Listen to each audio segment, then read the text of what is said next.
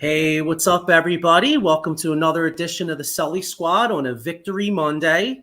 Very, very happy about our football team.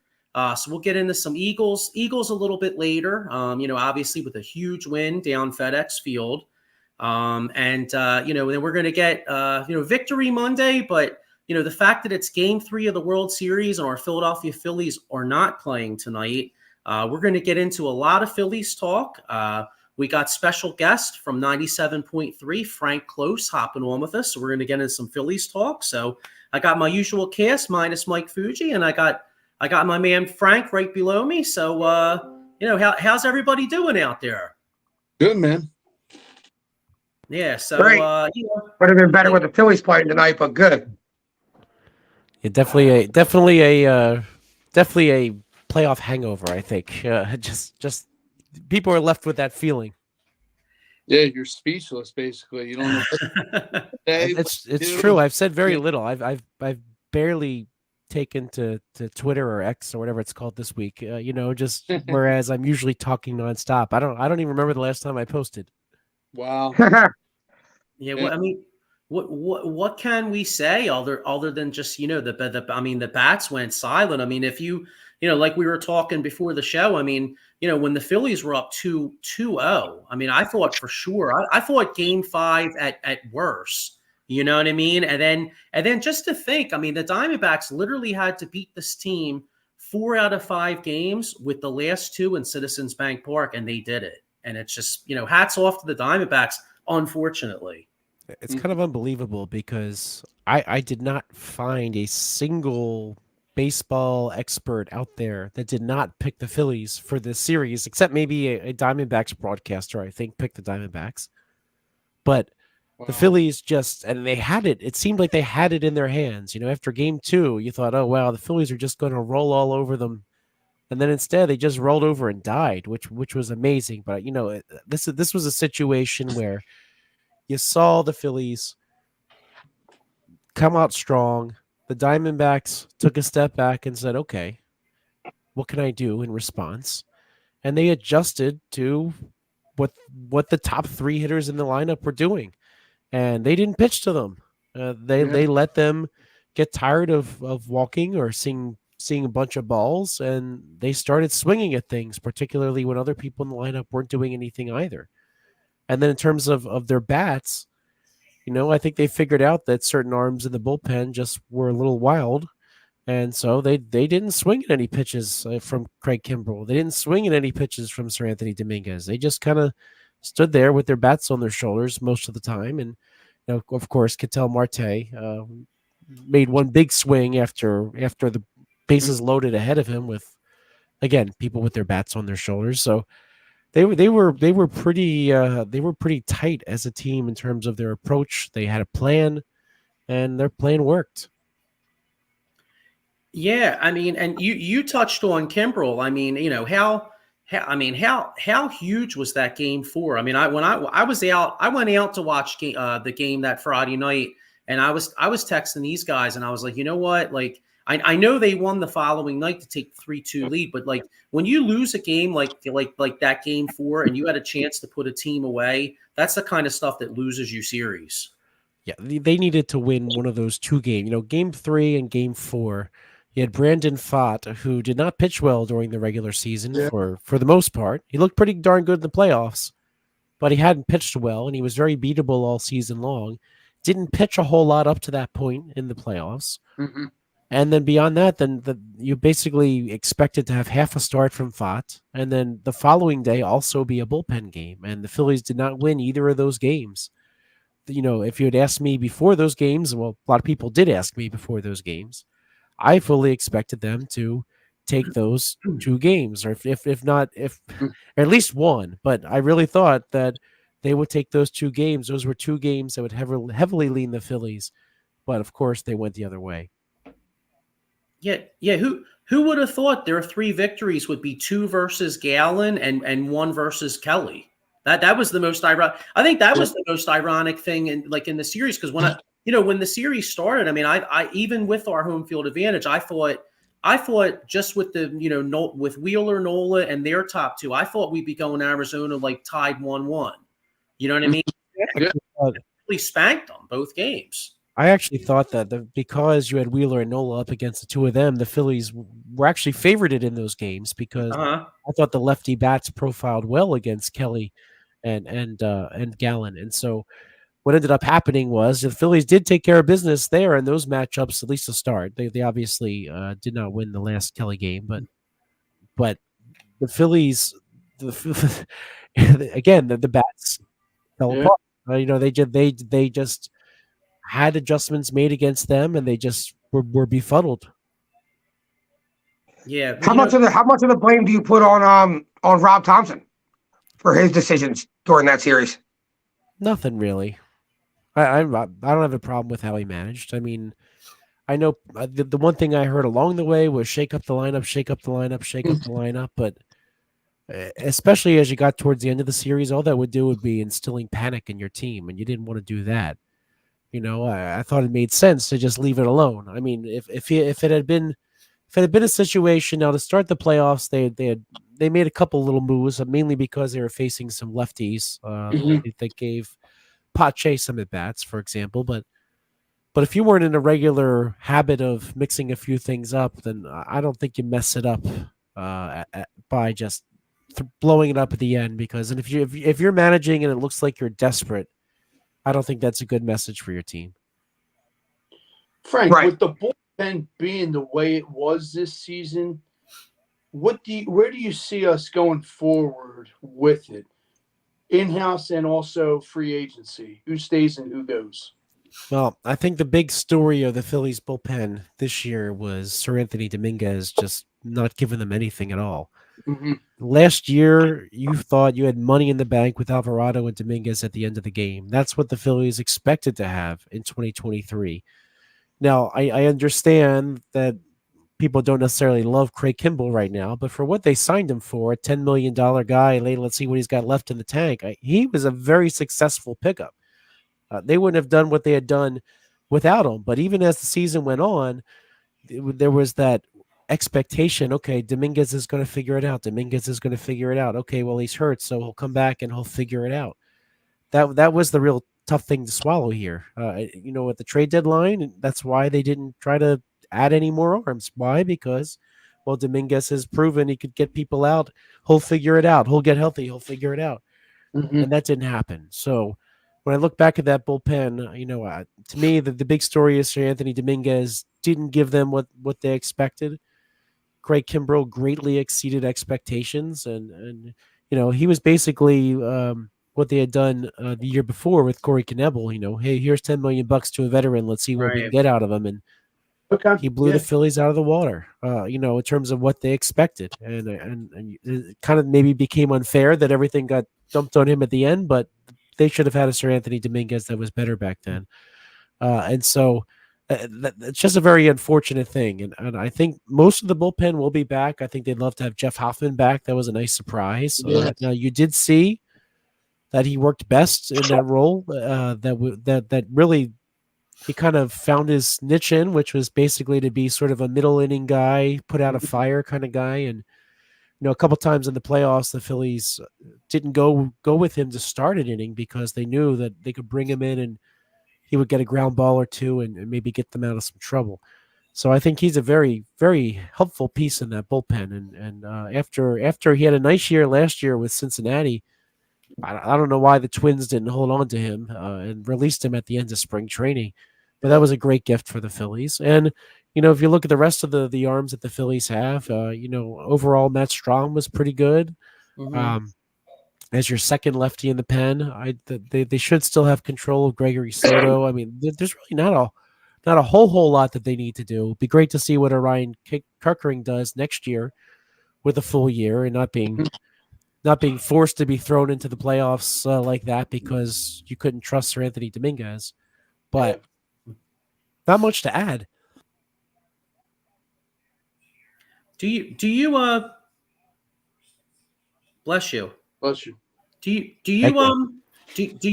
think, do you think it's possible next year, with the improvement of Hoffman, maybe Hoffman gets a few closing opportunities next year? And also, do you think that they view Kirkering as possibly a future closer?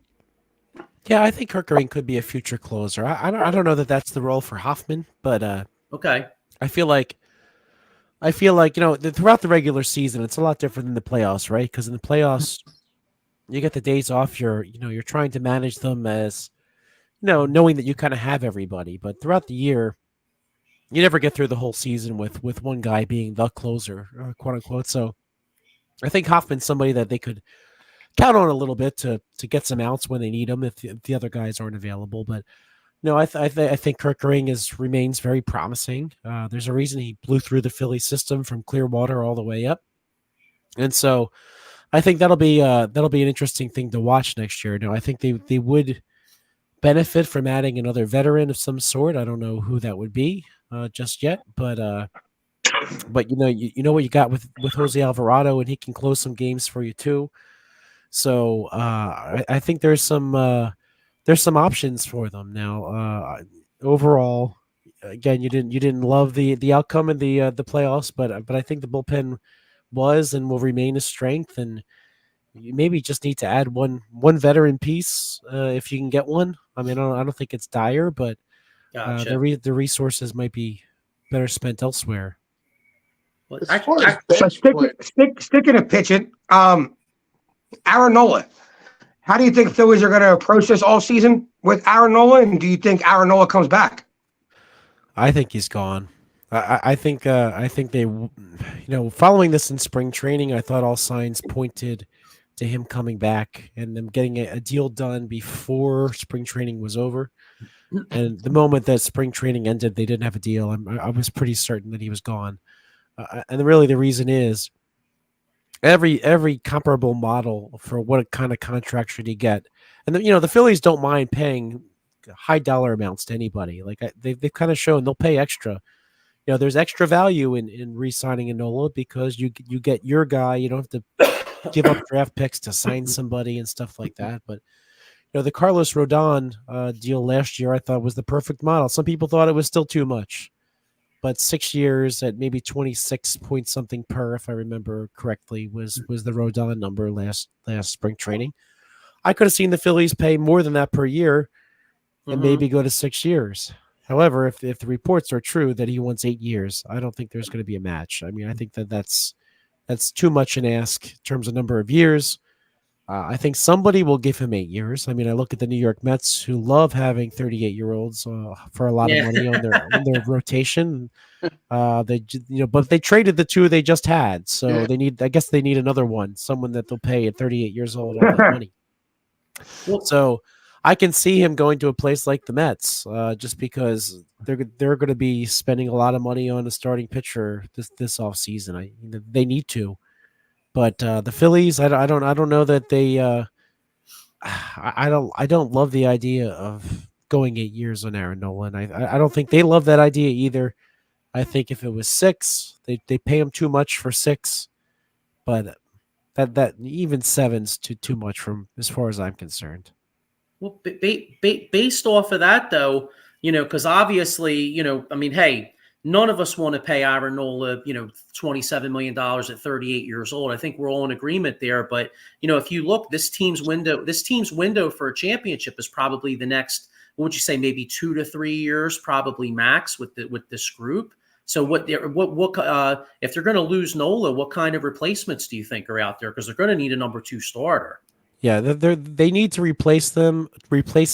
But you know what? That's something that's going to be on Dave Dombrowski to figure out. I mean, that's the challenge, right? The Phillies thought that they might have some of their homegrown arms available by now. Andrew Painter, I thought Andrew Painter it was overly ambitious to think that he could help the Phillies this year.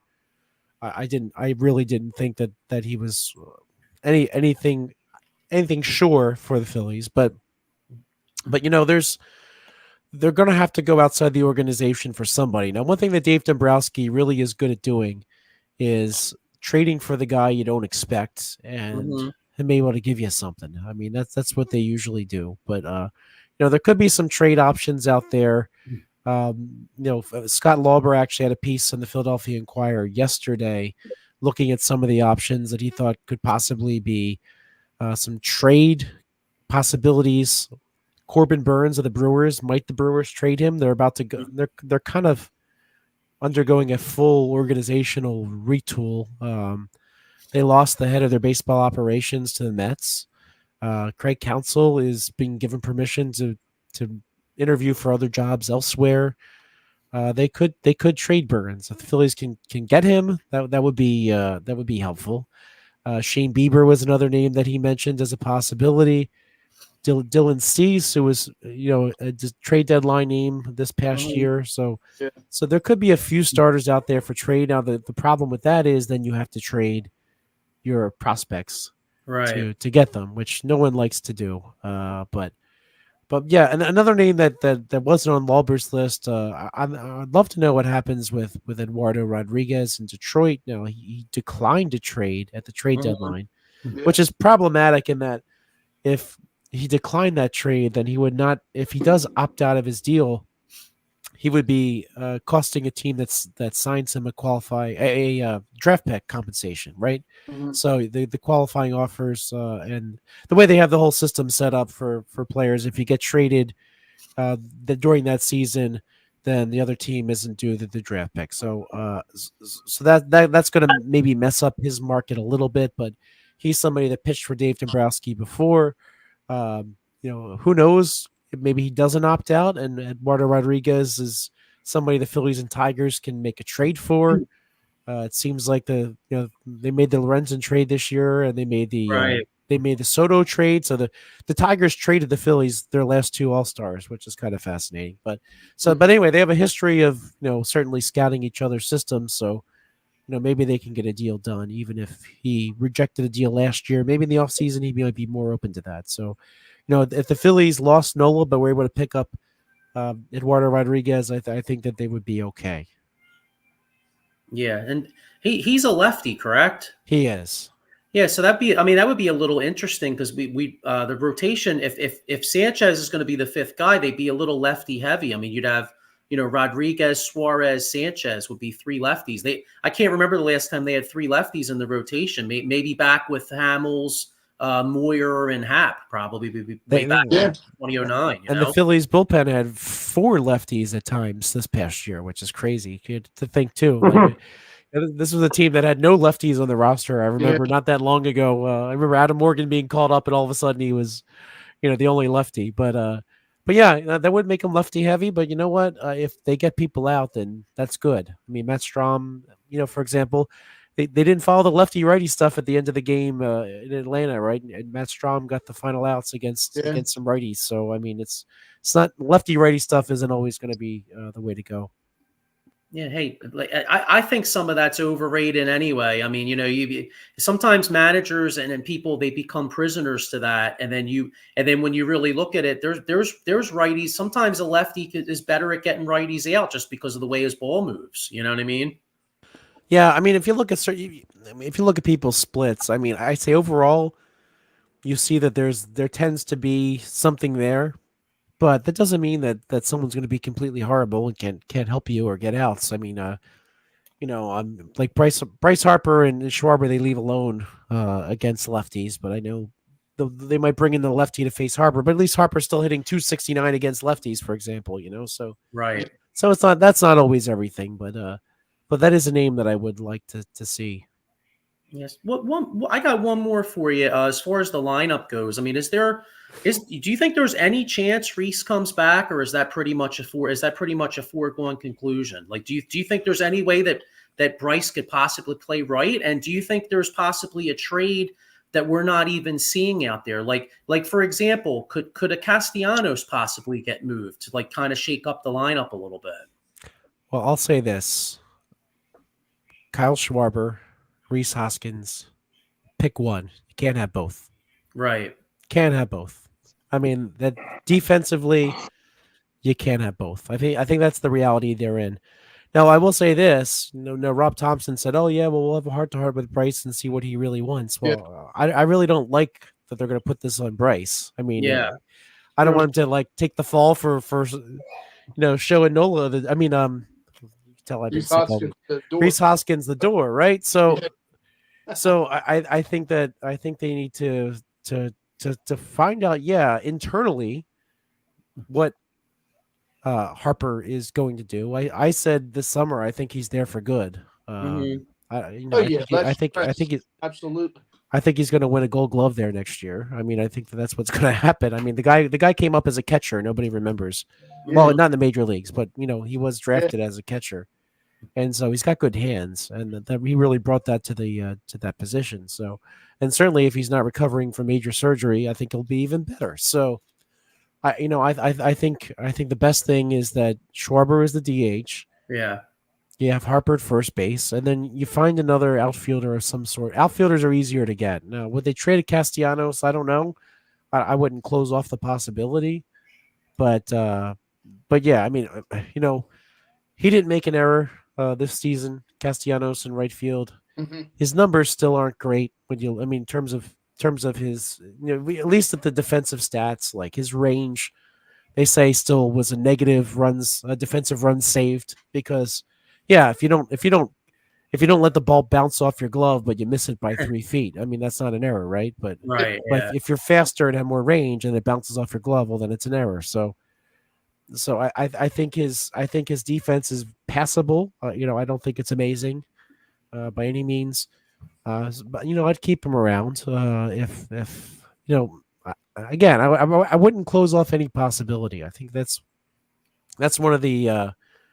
That's one of the things I think happens too much is when you get attached to the ones you like. I mean, even teams do this, and they don't look to improve. Could they improve in right field? Maybe, but I think it would be good to add another outfield bat. Yohan Rojas is amazing in his defense. Probably needs more offense. Brandon Marsh would do just fine in center still. Yeah. So I guess a lot depends on who you can get, or you know what. If the Diamondbacks, for example, I mean, everybody knows who he is now. A year ago, they didn't, but like Christian Walker is going to be a free agent after next year. So if they can get Christian Walker in a trade and then say, hey, Bryce, I need you to play the outfield. Well, duh, you do it.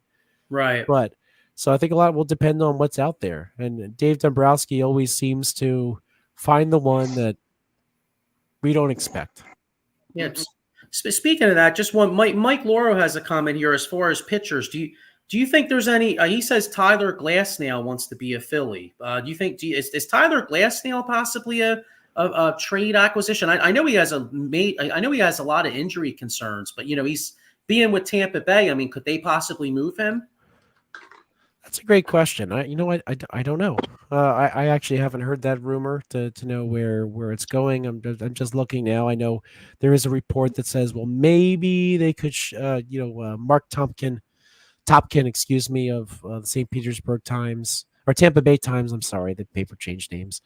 No, I think he did say, well, maybe they could trade somebody like him because the Rays are really good at not spending money. So, right, if he is available in trade, maybe. I didn't hear anything about him wanting to be in Philadelphia, but yeah, I mean, he is somebody. That's one thing about Nola, right? He's never had any major injury. But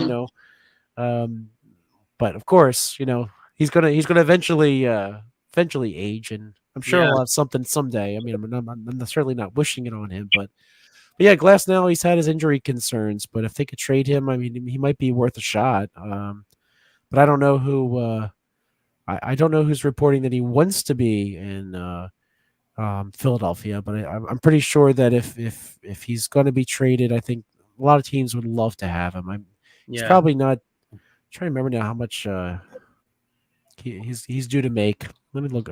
It's a nice thing about being on the internet. We can probably look up his contract in real time, right? All right, so it looks like he's due to make $25 million. Okay, now, all right, I'm looking at how they spread out this deal. He's due for like a $20 million raise. So yeah, I think there is. That explains why they may trade him. Then I guess. Yeah. Gosh. Yeah. He earned $5.35 million this year, due to make $25 million next year. I can see the Rays trading him. Yeah. Tampa Bay owners like, wait a minute, $25 million, time to move on from him. You know what I mean? Yeah. So okay. So yeah, he signed a 2-year, $30 million contract before last season. Very backloaded. So yeah, I bet you they signed that knowing they trade him before it was up. Yeah, well, we'll see what happens. But well, listen, Frank, I really appreciate your time. It's always great talking ball with you, and like I said, it's a damn shame it's a damn shame we're talking off season and not game 3. But hey, it is what it is. Thanks for your time, and I know the people out there know you, but if you want to just say where they can check you out, where can everybody see you? Oh, you can find me on X at Frank Close. That's Close with a K. Also, follow the Powder Blue podcast anywhere you can find podcasts. This is actually my first time talking since I've been sick, which I've been sick basically since the series ended. So I hope to record one of those soon. This is, again, my first time getting my voice back a little bit. So it would be great if you followed me anywhere there. And then I'm on 97.3 ESPN in South Jersey. Probably tomorrow's my last regular segment before I take an off-season break, but I'll be popping on throughout the off-season whenever any news hits. All right, great. Well, thanks a lot, Frank. Appreciate your time, and we'll talk again. Thanks a lot. Thanks so much, guys. Good talk to you. Thanks, man. Have a great night. Bye-bye. You too. So yeah, that's man. All. I don't know. I think I would consider giving Aaron Nola 8 years, $25 million. I know you get stuck with an older guy, 38, but like you have so many. You have Harper signed for that long. You have Turner signed for that long. So all these guys are going to get old together. That team's going to be hard to win no matter what with all them guys old and at the end of their contracts.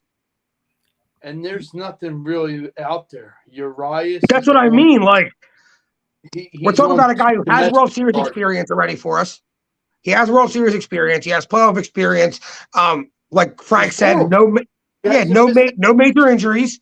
So like, I know it's hard. I know it's like, that's a lot, 8 years, 200 mil, but it's your guy. It's the guy you brought up. It's the guy who's doing this organization. You know exactly what he is. And I think I would consider giving him the 8 years. Yeah. Well, I'll tell you what, you said, we're going to get into some Eagles now, but you said the magic word with injuries. Because when I think of injuries, man, I think of my man Jason Fine, a.k.a. Attorney Big Al. If you get hurt on the job, motor vehicle accidents, slip and fall, workers' compensation, or personal injury claims, make sure you call my man. Make sure you call my man Big Al. If he's got 3 offices throughout Pennsylvania and Philadelphia, one Philadelphia, PA, one Cherry Hill, and one Pittsburgh, PA. Make sure you call my man Big Al if you got an injury problem. And hey guys, we're talking about older pitchers, right? Well, when you get a little older, you don't quite have the energy, do you? You guys have the energy when you get older? I'm not even old. I ain't got no energy. All right, so I mean, how many mornings you wake up? Diego, how many mornings you wake up? You're like, damn, dog, man, I'm tired as shit. You know what I'm saying? Well, you know what I say, Joe? You know what I say? I say, let me get a cup of monkey cold coffee. You know what I'm saying? Hey, man, you need that jolt energy, especially when you're a little sick, you're a little hungover. I mean, say you watch, hey, say you were drinking beers last Tuesday night watching that Game 7, you drowned yourself in some sorrow. Well, the Wednesday morning came, you were tired as shit. You know what I mean? Monkey Cold Coffee, you could use the promo code OOTBS Sports at monkeycoldcoffee.com. They got the best coffee around. So make sure you check them. Make sure you check them cats out.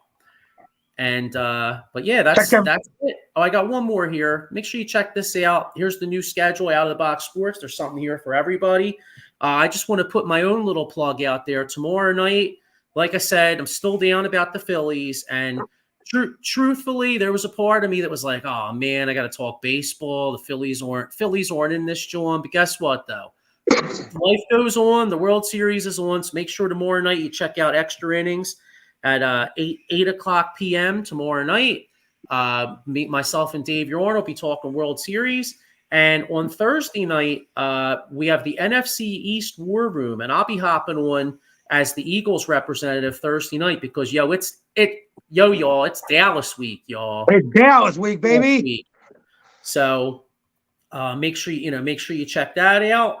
But anyway, hey, before we get to Dallas week, we had a scary game yesterday. First off, we let them stay in that game. Sam Howell looks like freaking Joe Montana. I don't know what it is. Sam Howell gets sacked like 8 times a game, except for 8 times a week, except for when he plays the Eagles. Then he looks like Joe Montana. Yeah, it's a weird matchup for the Eagles. I think. Still think it's a good matchup. It's always a close game. That kid always plays pretty decent against us. But when the going got tough at the end of the game, he wasn't making those big plays. No, and like you said, they always play us big. Yeah, like you said too. McLaurin's a hell of a receiver. He had he had a good game. He had some numbers. At the end of the day, though, has to bail him out. We won that, John. And AJ Brown made the plays, and McLaurin probably could have had that one catch. He probably should have. I think he could have had two. I think there was two on the last drive that he could have had, that he should have made for his rookie quarterback. Yeah. You heard footsteps. Well, I'll tell you what, speaking of a guy that is making plays, first off, Jalen Hurts, I know he's had some turnovers this year, but Jalen Hurts yesterday, 29 out of 38, 319 yards, 4 touchdowns, 4 throwing touchdowns. So, but A.J. Brown, bro, 8 catches, 130 yards, 16.2 average, 2 touchdowns. And you know what? Devontae Smith with a comeback yesterday, 7 catches, 99 yards, 14.1 yards per catch, 1 touchdown. The passing game was elite. Are you guys getting a little concerned about the running game? Hasn't quite been the same without Jurgens. Are you guys getting a little concerned about the running game, though? If they actually ran the ball and it didn't succeed, I would say yeah. But Brian Johnson just abandons that shit. Yeah. Yeah, I'm looking here. Eagles only had 59 rushing yards. To me, with as good as our offensive line is, now I know Washington's strength. How many rushes did we have, Joe? Well, let me say. Okay, I can count them up here. DeAndre was 16. Looks like 22 rushes. Yeah, and how many passes? 38. I would like to see that a little more balanced. 16 more passes to rushes, maybe like 8 to 10. Get the ball to them 6 to 28 carries a game total. And can we stop giving the fucking ball to Kenny Gainwell? Kenny Gainwell is trash. Yeah, no, I hear you. Here's one part of the game yesterday that had me a little concerned. Maurice Wright says linebackers in coverage sucked. I thought Nakobe Dean's trash. Yeah, Mike Lauro says DeMarcus Lawrence will disappear as usual on Sunday, and Maurice Wright says spot on, Diego. So Diego thinks. You know what's funny though? Nakobe Dean had 11 tackles yesterday. I'm not saying that he played a great game, but he actually had Nakobe Dean is trash. Alex Singletary made a lot of tackles too. He's trash. All he does, just because you make a tackle, don't mean the guy burns you in coverage. Oh, and you tackle him by the ankles. There's your 11 tackles. He ain't exploding sideline to sideline. Nakobe Dean's horrible. And let's not forget, I like Reed Blankenship. He was atrocious yesterday, even with the pick that he made. Duke was getting burnt over and over and over again. Sidney Brown burnt. Bradbury burnt. The only guy who wasn't getting burnt was Darius Slay. Yeah, and one of the things with the lack of running. Now again, the passing game was unbelievable, and AJ Brown's on a whole other level. Diego, we were talking about it today. You were saying maybe he's being more productive than even T.O. was. Yeah, they kind of remind you of the same receiver. Big, jack, strong dude. They're very similar athletes. Yeah. What do you think, Sean? How do you think the defense played yesterday? Up and down. Our pass coverage for the linebackers needs to be addressed. I think Slay's lost his step in coverage. With Byard being in the secondary in addition, he's playing that center field. He looked pretty good, even though being here, a week? Week. Had his up and down game. He let that guy score that touchdown. But he came back and he had that key interception. Big play. Sack, but Bradbury and Slay are kind of concerning. Like, they're trying too hard and over pursuing. With the trade deadline coming tomorrow, I think Howie's going to be looking at guys like Justin Simmons, and I would definitely give a take and get him. Patrick Surtain, who I talked to Joey about, and my buddy Maurice. You got to get him. I agree. Because Slay, nothing against Slay. He's good in the open field, but now with today's game, the Tyreek Hills and dude, those guys' first steps are sick. And you're doing it in practice, but practice and game day is totally two different things. I don't want to hear it is, it isn't. It's totally different. And he's kind of a liability in my eyes, but and back to what you said about the run game.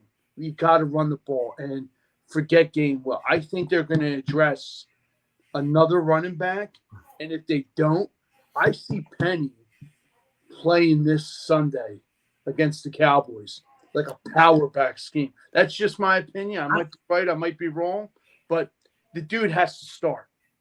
Did you guys hear Kenny Gainwell was responding to a guy's messages at halftime? And I think he's going to get I think they're going to handle it internally because, they said on 94, Diego, guys have, downtime, like Reese was saying, to talk to a friend or whatever. This dude's looking at a tweet because the dude said, you suck. You can't even hold on to the ball. Yeah. And so he responds back to him. Like, dude, you're a professional. Bite your lip, play the game, or better yet, come second half, show the dude on national television what you're all about. Right. Chiming in like a 12-year-old, but that's social media. Everybody likes doing that shit. Yeah, it's crazy. Camera, look, go ahead. I was going to say, I got a couple comments. Rich Yo said they need to press the receivers. Playing 8 to 10 yards off is killing us, and the safeties need to be up top more. Bradbury got burnt, but he should have had help from Blankenship. Yeah, but to Sean's point, these dudes don't got a first step. They're slow. So if you are pressing and they beat you off the line, then you're burnt for an 80-yard play. That's why Eagles play with such a cushion. Yeah. Maurice Wright says, I truly believe because of the lack of solid linebacker play, the safeties were basically caught looking in the backfield trying to pick up linebacker slack. Backpedaling will help. Mike Lauro says no pass rush. They did. I think Reddick had a big pass rush at the end, but they didn't get as much. Howell was getting the ball out quick though, and part of that I think is the did you guys see? I don't know how true this is, but I was on either, I forget if it was Twitter or X or Facebook or something, but somebody was reporting that the Eagles could be trying to get Jordan Hicks back. I'd be fine with that. Me too. I don't know what they'd have to give up, and I don't know. Right before we came on here, the Eagles traded. I think his name is Condavious Street. Yeah, Condavious Street.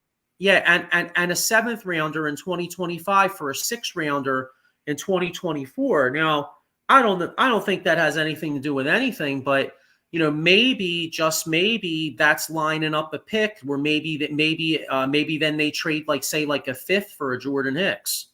Add another 6 this year. Maybe there's a move to be made, and Minnesota's actually been playing good football. It's a shame for them what happened to Kirk Cousins yesterday. Kirk Cousins tore his Achilles because the Vikings right now, if the season ended today, they'd actually be the 7th wild card team or the 7th seed. But with Cousins going down, their season's probably in the shitter. I don't even know who's their backup. I don't. It's funny. I don't even remember. 5th rounder from BYU. Okay, so no backup. Yeah, rookie backup, and then second backup to him is Nick McMullen, who we had. He's on the IR, but he's due to come back this week. So depending on what they do, you got the rookie and McMullen. And McMullen, they should go sign Carson Wentz. You never know. I'm not even playing. I'm being dead honest. I thought the Jets should have took a look at Carson Wentz. Instead, they went with that other dude, Seaman or whatever his name is. I think if I'm Minnesota, I'm taking this. Because dude, they like Joe said, right now season ends. You're a 7th seed. This rookie's probably going to put you in the gutter. And Nate the kid you just said, Sean, we've seen him start for the San Francisco 49ers, right? And us. He played for us too. Yeah, he sucks. He sucks, exactly. So if I'm Minnesota and I got Justin Jefferson coming back in a week or so, 2 weeks, something like that, I'm taking a look at like Carson Wentz, or honestly, I'm working out Colin Kaepernick. I'm working out them two guys. Or you see a guy like Ryan Tannehill going there. Or trade for a guy like Ryan Tannehill. I agree. Yep. And then bring up Jordan was listening. When he was with us, he was very injury prone. We broke his hand or his finger on honeymoon. Ever since he left us, he started 16 games, 2 years in a row, or 3 years in a row. And dude, that's pretty solid. Back to your point of getting a player was injury prone. Now he's pretty good. He's spot on. Right. Yeah, here's Mike Laura said Jaron Hall. That's the guy's name. Jaron Hall. He's a rookie. Okay. Yeah. It's funny because we're now that we're talking about Carson Wentz, I had at the end of the Eagles game, I had the blocks. I have the tickets, so I had the 4 blocks, and I had the Jets game on the lower block. Mm-hmm. It's amazing how trash Zach Wilson is. Every time they think that kid gets better, he looks worse. He's the most trash quarterback. He's one of the most trash quarterbacks I've ever seen in my entire life. I literally, for the life of me, there was one stretch. I think the Jets had 3rd and 15, or maybe no, I think it was 4th and 15, something like that. And I don't know how the Giants let him rush for a first down, because if they made him throw that, John, he had no shot. And somehow they lost contain. I don't know who it was, but if I'm the defensive coach, I'm strangling that defensive lineman for losing contain. Because Zach Wilson, if you kept him in the pocket, he could have sat there for a year. He wouldn't have found anybody. Was it What's that? Was it Leonard Williams? He got traded to Seattle. Yeah, maybe. I'll tell you. Now that's Leonard. Yeah, you're right. Leonard Williams got traded to Seattle. He probably missed that contain yesterday, and they were like, "Get rid of his ass, dude. We suck." He's making a lot of money. Trash. He's good though. He's good. Solid player. Yeah, he was good with before all the Zach Wilson guys on the Jets. Very good. Yeah. Yeah, I liked him. I like the way he plays. Here's another one. With as much as the Bears suck, could we get TJ Edwards back? Yeah, that defense looked great yesterday. Okay, here's the thing. Mike Laura says Barkley cost him $6,000 in his touchdown parlay. Oh my God! Get traded. Maybe he gets traded to us. Yeah, right. my brother-in-law missed $62K on a Deontay Foreman first touchdown. He had Travis Etienne first touchdown, Javonte Williams first touchdown, Deontay Foreman first touchdown. First 2 legs hit for $100, $62K. Wow. That's unbelievable. What's bro. it called? The Instagram page BR Betting put his ticket up. Wow, that's a tough one. So, but just looking around. I mean, hey, you know what though? The Eagles. Listen. The Eagles escaped with a win. I mean, we do have concerns, but the football team's 7-1. They're number 1 best record in the National Football League. And you look at some of their contemporaries. I mean, Kansas City Chiefs. They're still a hell of a team. They lost at Denver. They had a clunker. Everybody, the old world beater San Francisco 49ers have now lost 3 games in a row. Cincinnati went there, took it to them yesterday. Brock Purdy. Cincinnati's on fire right now. Joe Burrows is back. I'll tell you what, Cincinnati's good football team too. What's that? That defense looked good. Logan Wilson intercepted Purdy. Yeah, but Purdy looked so bad, dude. He threw 2 horrible picks yesterday. The one he threw it to a guy that was 1 fucking foot away from him. Then the other guy, he just stared down the wide receiver and threw it right to the middle linebacker. Yeah. That's the point I'm getting at. Now, you guys know he was in concussion protocol. Would you have like sat him or started him like they did? To be quite honest, I don't think he was still in the right frame of mind. He didn't look 100%. That's like the worst Brock Purdy I ever seen. He looked really bad, like uncharacteristic. I don't think he's that great of a quarterback, but he's good at not turning the ball over, not making the wrong decision. And yesterday he made 2 really bad decisions. And you're right, Sean. There still could be lingering stuff going on from the concussion, and he just passed the protocol. But that don't mean he's 100% like straight. You know what I mean? Absolutely. So it's good to see him lose, though. I'll tell you that. The Wanderers. I said to Joe this morning, I said, dude, I think I love watching San Francisco lose more, and I don't like the Cowboys either, more than the Dallas Cowboys. After all that crying they did this offseason, I have such a hate for San Francisco 49ers. I'm right there with you. Here's one. Maurice Wright says Jacksonville Jaguars beat San Francisco Sunday, and everybody's talking about Doug and his boys 7-2. Yeah. Yeah. I'd love to see it. But yeah, I mean, hey, like I said, the Chiefs lost yesterday. You got the Niners are struggling. There's teams out there. The Bengals are on fire. I mean, the Buffalo, the Thursday night game. I mean, Buffalo won that game, but Buffalo's still not impressive. I mean, they barely won that game. I mean, there's not. Looking around the National Football League, there's not a ton of great teams out there. And the Philadelphia Eagles are 7-1. By the way, I just had this pop up on my phone. I don't know how legit this is, but it says few league sources have suggested that Howie's top priority at the deadline is adding another edge rusher. The Eagles traded Kentavious Street to Atlanta, but it sounds like they may be going to try to get more D-line depth. For what, though? I don't know. You trade Derek Barnett, who obviously is going to probably sucks. Exactly. But he don't even play. We know he sucks, but he wants to get out of here. So get rid of him. I heard, and I think I sent it to Joey and my buddy Maurice, Max Crosby. Think about that. I mean, he's a monster, but Max Crosby got to be out. He's the kind of player you want out there every single play. Yeah.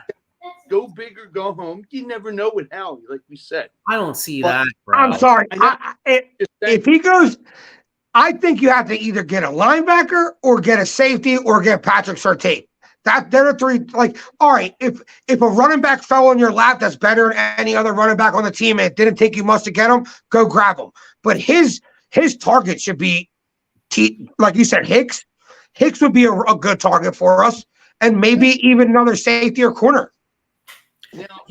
Here's the one right here. Now this would be more. Bryant from Carolina. I don't see the Raiders trading. First off, I mean, I love Matt Crosby, but a Brian Burns I could see more. I mean, Carolina stinks. You know what I mean? And maybe they could find a way to get him, but I don't even know if I see that because, I mean, hang on just 1 second. Yeah, you guys wrap about. Okay. But I mean, listen, Max Crosby's a game changer. He's the kind of team that can really help everyone. I just feel like there's not enough kick to go around for Max. It kind of be just like taking him on, not to be able to do much with him. Then you got, Sweat is having a great season. I love it. Sweat's good. Yeah. Oh, absolutely. And Hassan Reddick.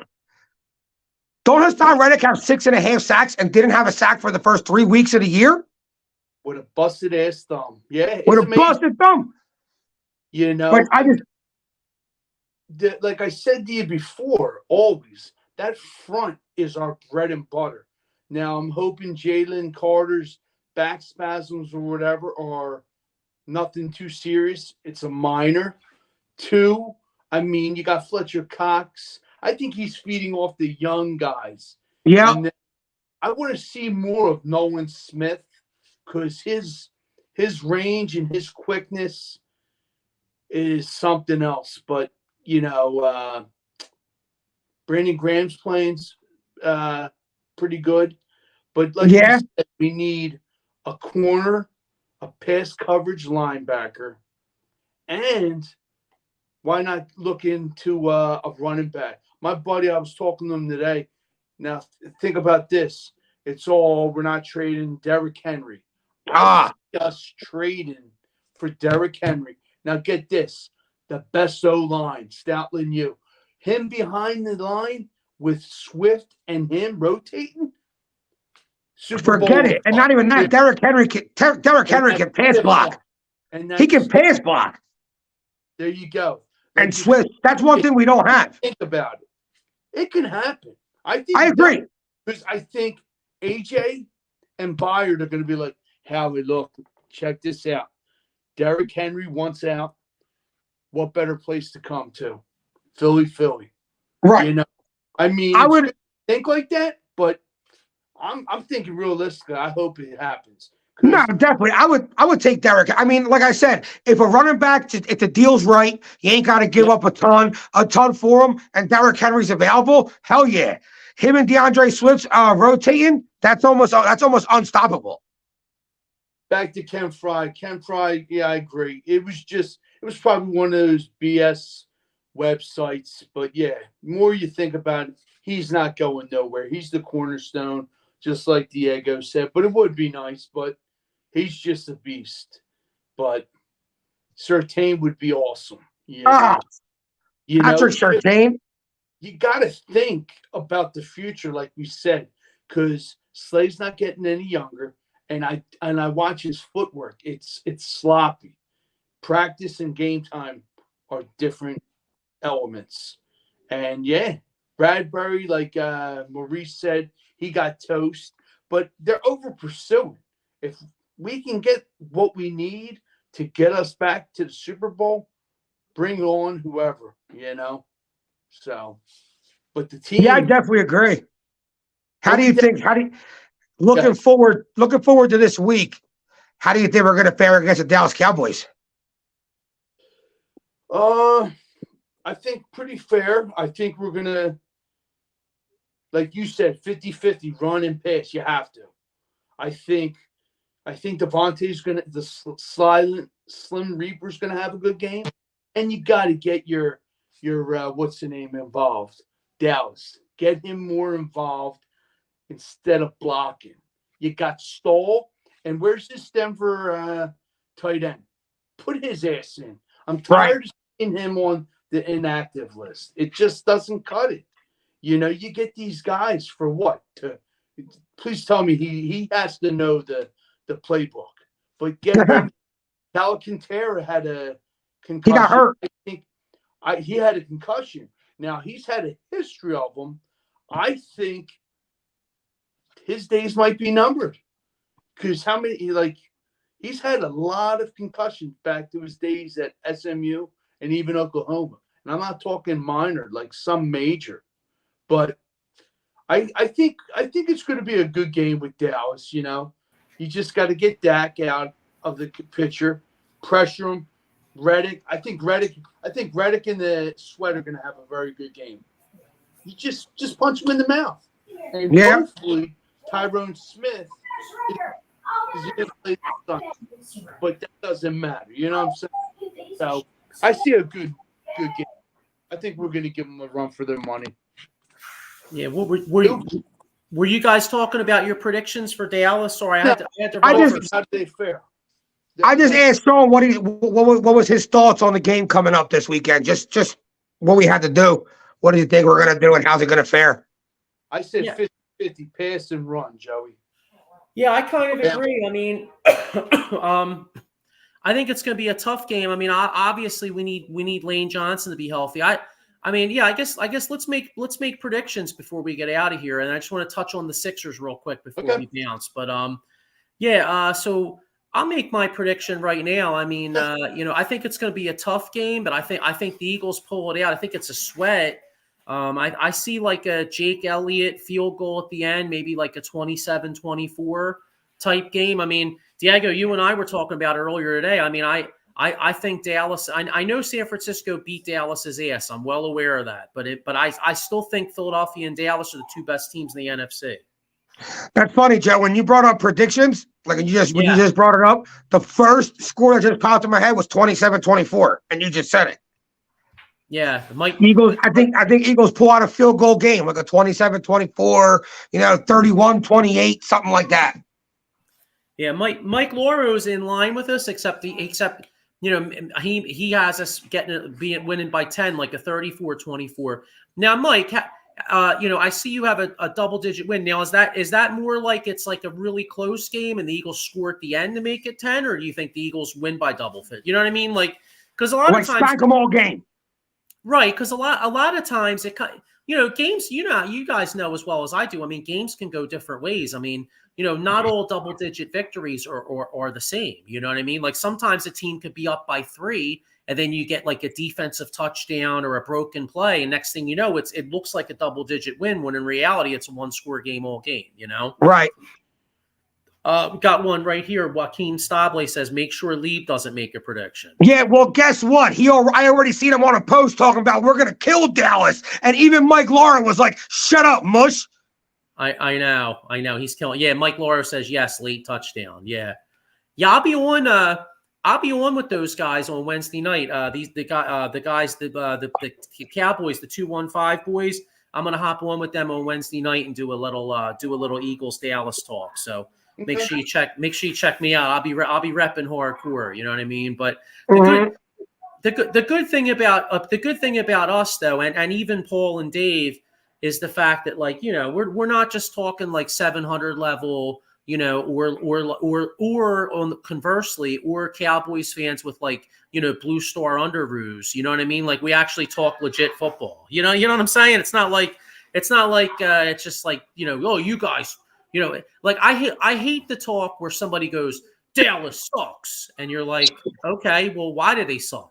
Because they just do. It's like, no, give me a fucking reason. You know what I'm saying? Like, or when the Eagles spanked the Dolphins or something, and people are just like, oh, all the flags are the only reason the Eagles won. Or them dudes, yeah, I got you. Put a VHS tape in the last time Dallas Cowboys. Plain simple. That's all.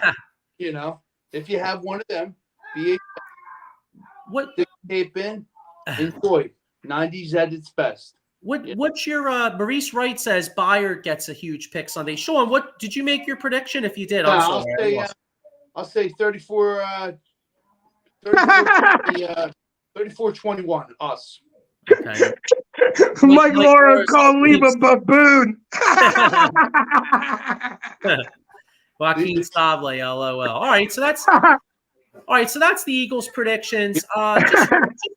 Just real quick before we get out of here, our basketball team started three games in. Three games in, but I'll tell you my first impression so far. Tyrese Maxey already named Player of the Week in Eastern Conference.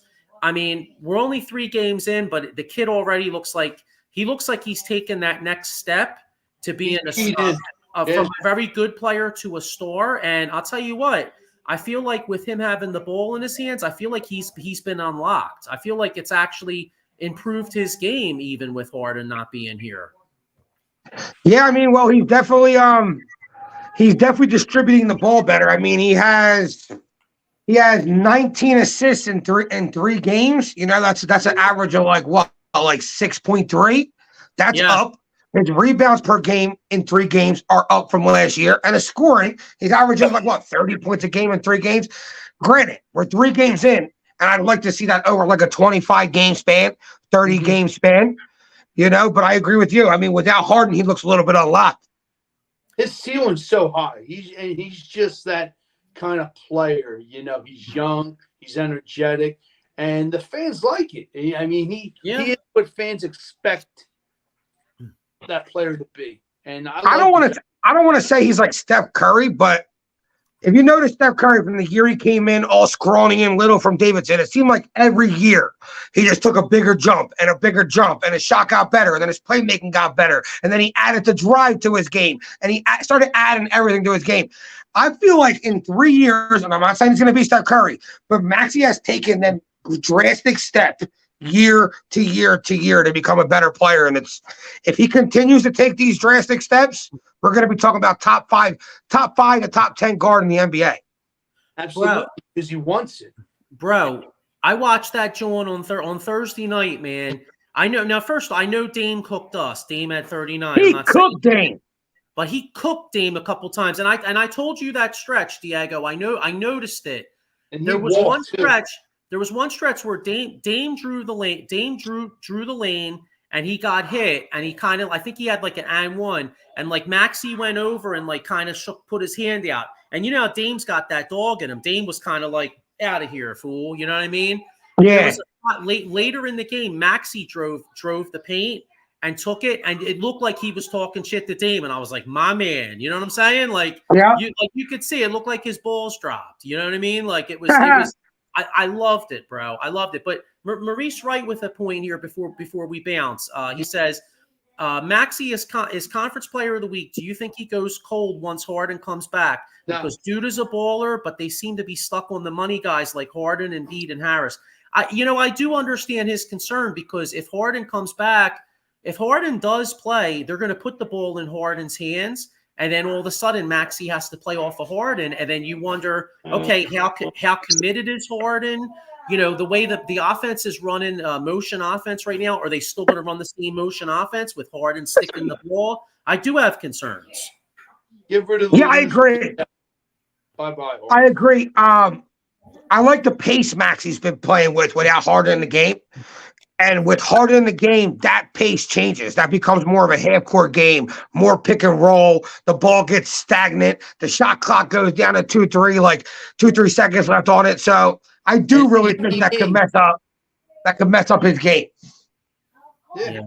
He's going to want the ball. Now, don't get me wrong. Maxey was still putting up, 22 points a game with Harden last year? Yeah. Oh, yeah. So he's still going to score. Let's just hope it doesn't regress. It doesn't make him look like he regressed a little bit with that leap he's taken in 3 games. I don't think he will, because his energy level, once again, is just so high. You know what I mean? I think he wants that moment. Silent killer. Yeah, but by the way, too, we'll be getting into this later. As the weeks go on, we'll be getting more into the Sixers. But shout out to Joel Embiid. Another, I was kind of upset yesterday because they said he was questionable, but thank God he played. And not only did he play, but he had a hell of a game. He had like 34 points. Yeah, he showed off. Embiid is just, the guy is just so talented, man. And we'll get into this, like I said, the more in the coming weeks. But the Sixers team right now is still top 3 in the East without Harden. And if they somehow could make a move and get like a Zach LaVine or Diego, I was even saying to you, like even like a Buddy Hield. I could imagine a Buddy Hield getting 6 to 8 wide open threes a game with this lineup. I think he could really help us. Yeah, I agree. I'd be cool. I want a Zach LaVine, but if the most you can add is a guy like Buddy Hield, I do think he can make a difference and spread the floor a little more for us and help us out. LaVine threw up 51 points, man, the other night. In a loss. They lost. In a loss, and not even a close loss. I think they lost by like 10 points.